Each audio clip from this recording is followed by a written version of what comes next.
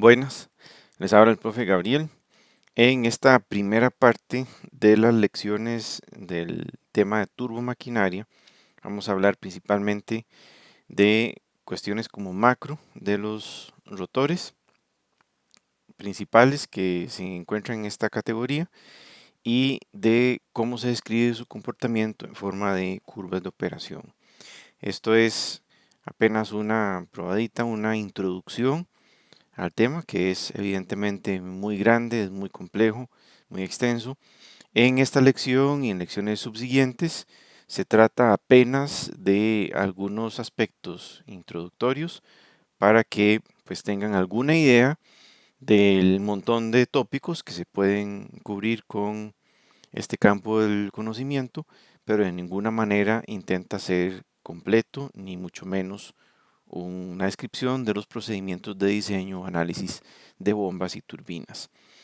Básicamente, como se trata de lecciones asociadas a un primer curso de dinámica de fluidos, básicamente se cubren entonces los temas generales de comportamiento macro de bombas, de turbinas, en donde se cubre básicamente mediante el análisis de un rotor centrífugo con las ecuaciones de Bernoulli y de un rotor axial mediante teoría de cascada unidimensional en abanicos.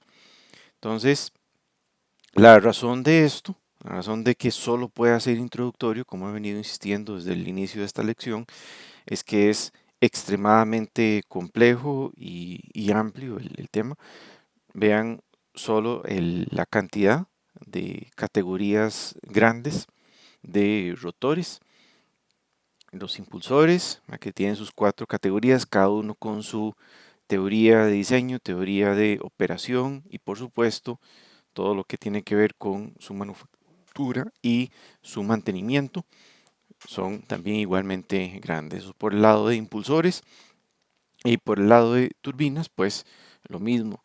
En turbinas, aunque hay algunas categorías gruesas, cada una de ellas tiene toda una tecnología asociada. Entonces, en esas primeras 5 secciones del libro de texto de Sengeli Simbala, del capítulo 14, precisamente se tocan de manera muy liviana, muy ligera, el comportamiento macro aplicando ecuaciones generales de la mecánica de fluidos, no del diseño o de la operación detallada de estos equipos. En estas lecciones también se va a mencionar el comportamiento general de máquinas de desplazamiento positivo, principalmente para contrastar su comportamiento macro, su curva de operación, como vamos a ver en su momento, con las de otros tipos de rotor, los rotores centrífugos y los rotores axiales que se ven en este curso, en estas lecciones, como hemos venido diciendo. Entonces, básicamente hay como dos grandes familias con las que vamos a empezar estos cálculos, que son los rotores centrífugos, como ese abanico que ustedes ven ahí al lado izquierdo, o los rotores axiales, como esa hélice de una embarcación. Esto es como decir, de nuevo, una probadita apenas del montón de diferentes variantes que puedan tener estos rotores, como estos centrífugos. Algunos de esos son centrífugo axiales porque mezclan uno con otro. Y en general, todas las variantes que aplican para diferentes presiones, diferentes caudales, diferentes fluidos y diferentes, por supuesto, aplicaciones. Pero no es lo mismo ventilar un salón de baile que una instalación industrial o suministrar aire de combustión a una caldera que a un quemador de cascarilla de arroz o cascarilla de café. Son todos, requieren rotores y eso sin entrar en la parte de generación de energía a partir de energía hidráulica o energía eólica. El caso es que el comportamiento macro de cualquiera de estos equipos rotatorios se expresa mediante curvas de operación.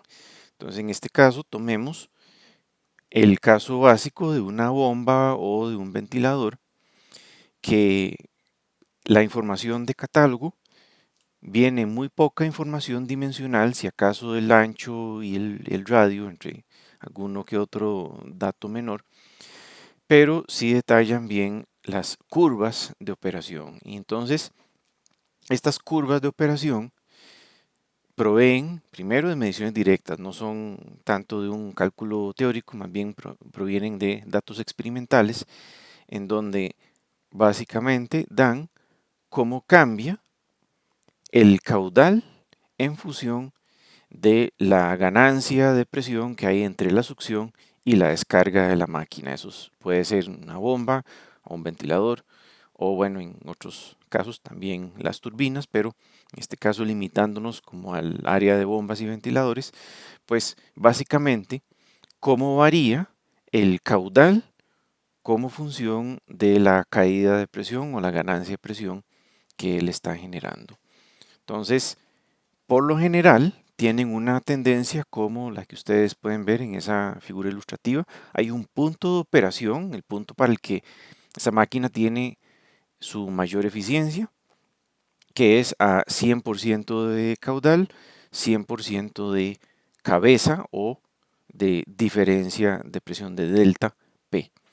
Entonces, a partir de ahí, por lo general, las máquinas a mayores caudales tienen menor ganancia de presión disponible hasta llegar a un punto en que simplemente es el caudal máximo y la diferencia de presión que pueden aportar es prácticamente nula. Caso contrario, cuando está completamente cerrado, está obturada la salida, o sea, caudal cero, a veces ahí es donde la presión es máxima, a veces no, eso depende del tipo de máquina, pero ese es el comportamiento general, que más o menos en proporción no lineal vamos a tener una correlación inversa entre caudal y presión disponible o diferencia de presión disponible.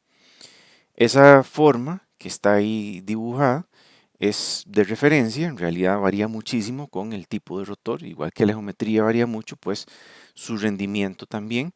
Y aquí hay algunas muestras, de nuevo todo expresado como función del punto nominal, ¿verdad? 100% caudal, 100% diferencia de presión disponible.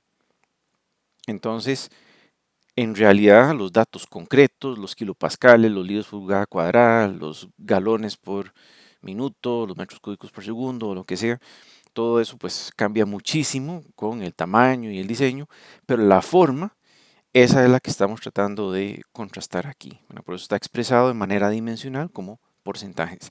Y como pueden ver, pues varía mucho. Un rotor centrífugo es aproximadamente una parábola invertida.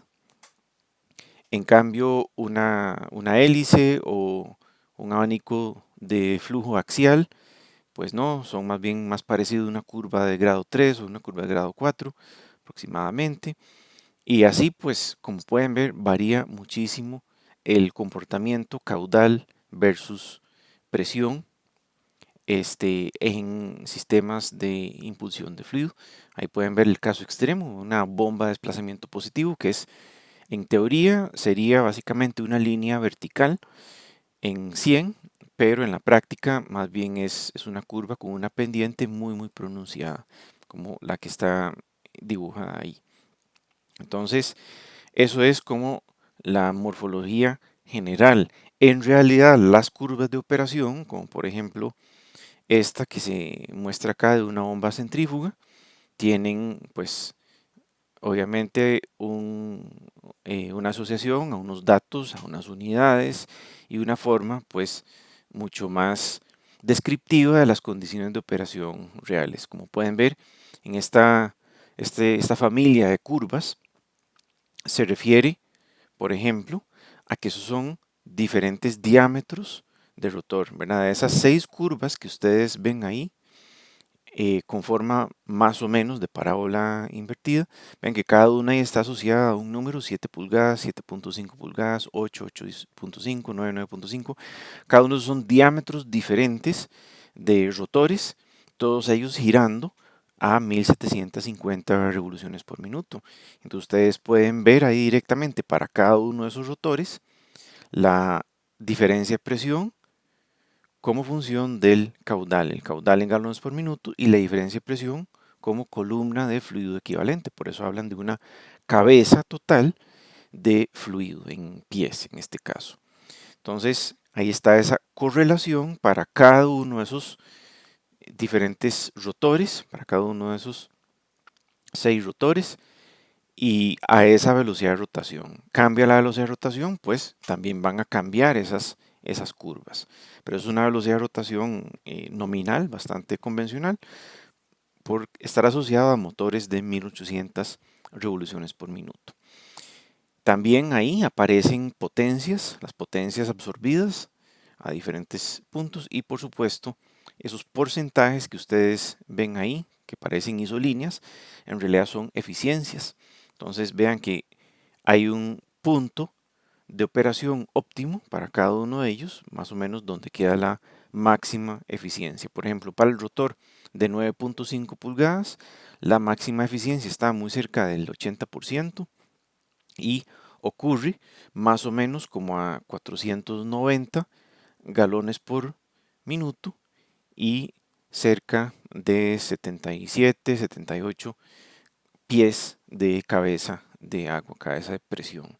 Entonces en ese momento, en ese punto, va a estar consumiendo aproximadamente unos 12 caballos, interpolando de las líneas de potencia que ustedes pueden ver ahí de 5 caballos, 7.5, 10 y 15 caballos.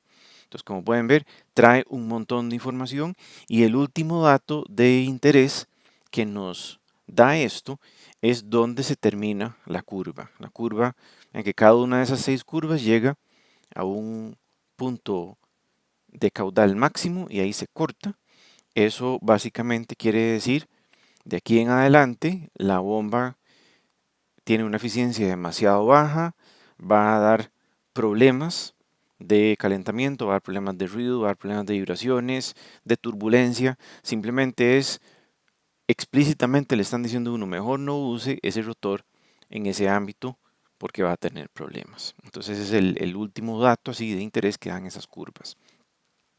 La última curva, que no es una curva de los rotores, sino que está separada de ellas, es la que aparece abajo, más cerca del eje de las X, digamos, y ella se lee como función del caudal, pero sobre la escala que está a la derecha, que dice NPSHR en pies.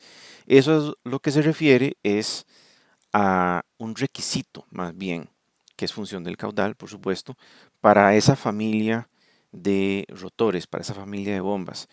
Ese requisito es la mínima cabeza de presión que se requiere en la succión de la bomba para que ella no tenga problemas de cavitación. O sea, la mínima presión absoluta positiva para que el fluido no hierva a la entrada de la bomba. Entonces, como pueden ver, está dado en pies de columna líquido, eso es una presión, pero es una presión absoluta mínima requerida para que no haya pues problemas de cavitación, ¿verdad? Que es que el fluido hierva a la entrada de la bomba y vaya a generar problemas pues de todo tipo, de vibraciones, de daño en las aspas y también puede ser hasta daño de la carcasa.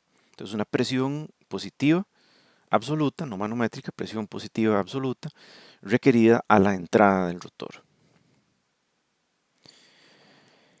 Esos son los datos que generalmente vienen con una curva, que era de lo que estábamos hablando, una curva de rendimiento.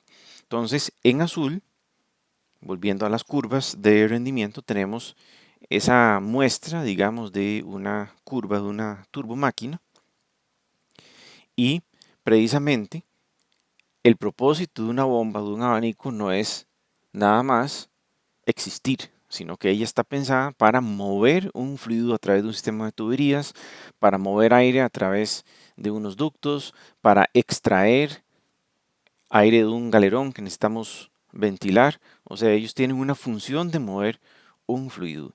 Y eso lo va a tener que hacer a través de ductos, de tuberías, de obturaciones, de algo que está tratando de impedir ese movimiento, si no, no haría falta esa bomba o ese abanico.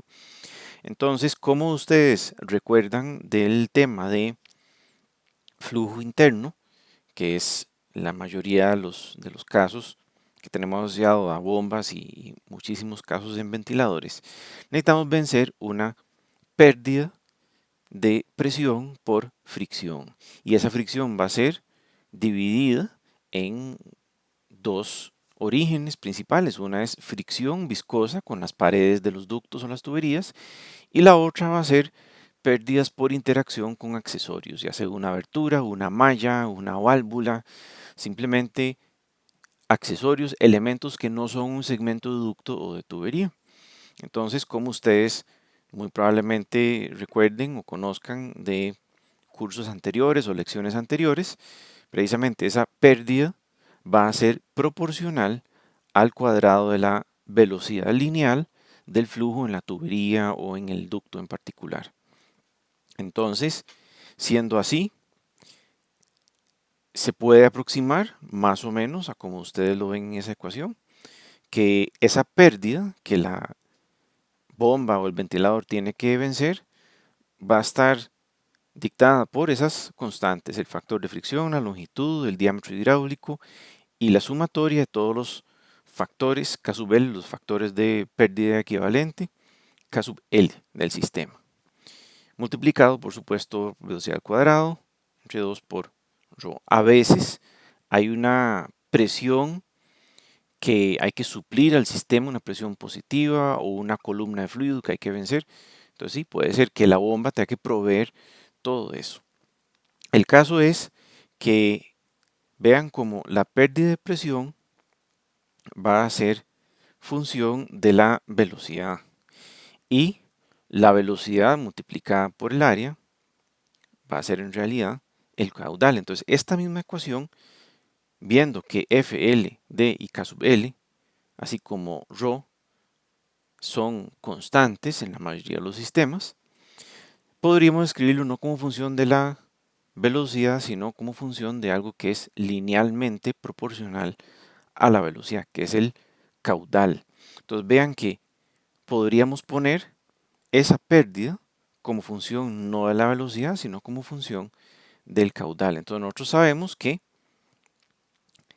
esto, olvidándonos, digamos, de dónde vienen los números, nada más agrupando todo lo constante como tal, incluido el dato, por ejemplo, de sección transversal de la tubería, podríamos reescribirlo de esta manera.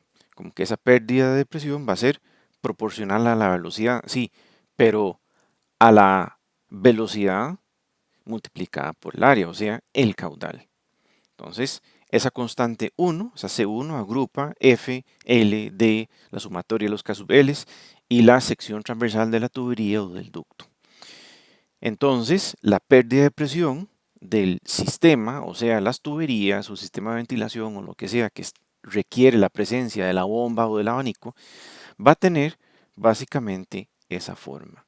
Entonces, como es una pérdida de presión como función del caudal, podemos graficarlo sobre la misma gráfica de la curva de operación del abanico o de la bomba o del ventilador o lo que sea, y entonces es precisamente lo que se muestra ahí como esa curva anaranjada. Es una curva básicamente con forma de parábola invertida, porque es función del cuadrado del caudal, y se intersecará en algún punto con la curva de rendimiento de la bomba. ¿Eso qué quiere decir?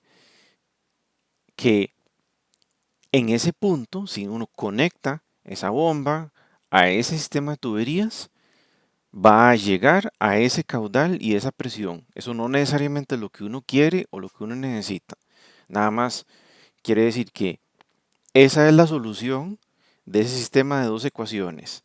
La ecuación del sistema de tuberías o de ductos y la ecuación del impulsor, o sea, la bomba o el ventilador. Entonces, ese punto en donde se interseca la curva del sistema con la curva del impulsor, ese es el punto de operación. Nos guste o no, no necesariamente va a ser el punto de mejor eficiencia, no necesariamente va a ser el caudal que uno requiere, va a ser la solución. Ahora sí, toda la idea de esto es que uno escoja el rotor correcto o el ventilador correcto para que efectivamente se cumpla con lo que uno necesite. O al revés, si uno tiene fijo el rotor o el abanico o la bomba y no puede cambiarlo, entonces uno lo que puede hacer es modificar el sistema de tuberías o modificar el sistema de ductos para que cumpla con el requerimiento que uno tiene, que típicamente es o una presión mínima a la que hay que llegar, o un caudal mínimo al que hay que llegar, o una cierta combinación de los dos. Entonces, por el lado del sistema, pues sí, hay cambios que se pueden hacer, hay cambios fáciles, por ejemplo, abrir un regulador de presión, abrir una válvula, cerrar una válvula, ajustar el porcentaje de apertura de una válvula. Hay otros más difíciles, digamos, por ejemplo, cambiar un tramo de tubería por uno más grueso o ampliar la sección transversal de un tramo de ducto. Es difícil, pero digamos es factible como solución. De igual manera, uno puede cambiar la bomba o el ventilador. Si no está dando la presión o el caudal que uno necesita, uno puede cambiarlos. En términos matemáticos, eso lo que quiere decir es que estamos cambiando la curva que tenemos acá. Y una de las cosas que se puede hacer más o menos en ese sentido y que nos ayuda a ver qué cosas inesperadas pasan cuando uno hace ese tipo de cambios es ver qué pasa o comparar qué pasa cuando uno tiene una sola bomba o un solo ventilador y la acompaña de una idéntica, solo que comparemos ese acompañamiento primero conectándolo en serie y después conectándolo en paralelo a ver qué pasa. Entonces, digamos que tenemos un sistema y una bomba o un abanico, no importa, que se comportan como aparece en esa gráfica. Entonces, digamos que lo que nos interesa es subir la presión o subir el caudal y decidimos conseguirnos otro impulsor idéntico, o sea que tiene la misma ganancia de presión, mismo caudal, pero los conectamos en serie uno con otro. Entonces se van a estar ayudando, digamos, uno sube un delta presión y el otro sube el otro delta presión. Entonces lo que antes era un solo impulsor con el sistema, o sea, la curva gris con la naranjada, ahora, como los puse en serie, entonces estamos como multiplicando por 2 en dirección vertical, o sea, en dirección delta P, esa curva, pero no en dirección horizontal. Vea que el caudal es el mismo, lo que se duplica o lo que se ayuda una al otro es en la ganancia de presión. Entonces, vean que una sola de esos impulsores sería la curva gris. La suma de las presiones de esos impulsores sería la curva azul, si son dos de ellos iguales. Entonces, vean lo que pasó con el punto de operación. Antes estaba en 100-100, donde se interseca la curva gris con la curva anaranjada. Pero con agregarle ese segundo impulsor en serie, entonces el punto de operación se movió a un caudal más o menos un 25% mayor y a una presión aproximadamente un 40% mayor. Entonces, vean que no se duplicó todo, no llegamos a 200% de la presión, ni mucho menos 200% del caudal. Las dos cosas subieron, pero subieron solo en la medida en que así lo permite la curva de operación, porque la curva de operación es eso, es una curva, no una recta, no una constante, es una curva. Entonces el comportamiento no va a ser simplemente multiplique por 2 o divida entre 2. Eso es en un par de sistemas en serie. Si tenemos sistemas de impulsión en paralelo, puede pasar algo similar, pero dependiendo de la forma de la curva, y precisamente esta es una curva que tiene una forma incómoda en ese sentido, puede ser que más bien terminemos perjudicándonos. Entonces, por eso es importante valorar bien exactamente qué es la consecuencia de cambiar una bomba por una más grande o por una de otro tipo, o de usar dos bombas en serie, usar dos bombas en paralelo.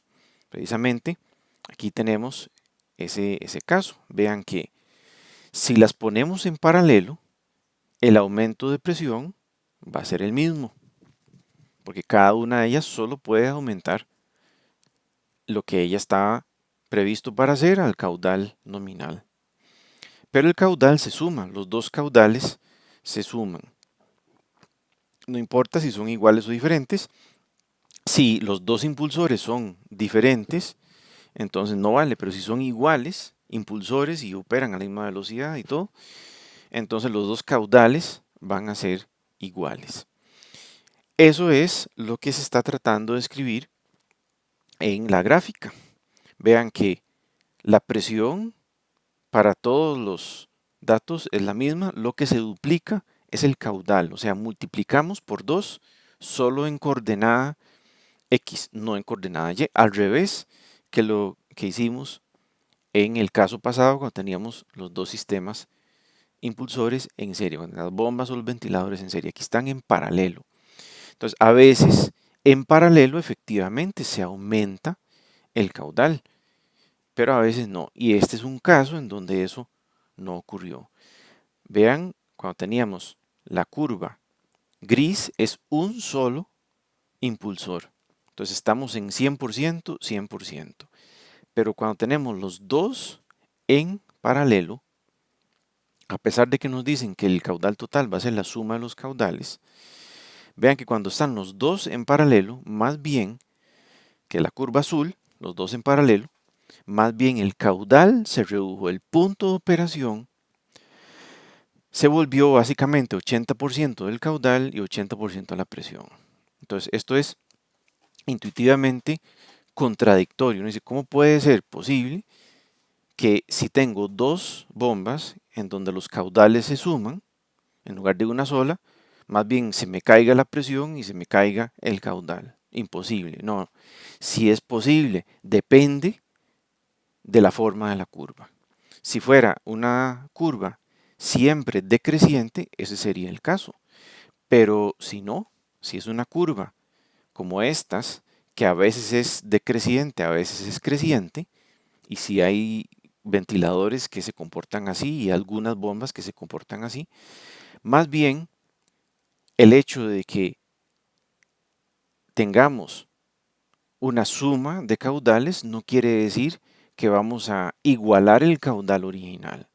Depende justamente de las condiciones de alimentación a las máquinas. En este caso, como se puede ver muy claramente, usar esos impulsores en paralelo no sirvió de mucho. Hay otros contextos en donde sí, efectivamente, el caudal de verdad crece porque las dos máquinas se ayudan, pero no hay forma determinística de fijarlo siempre así.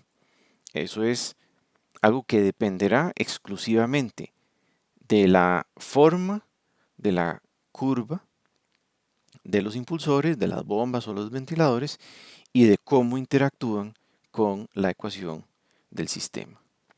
Mientras tanto, y antes de que les ocurra eso, les recomiendo un juguito.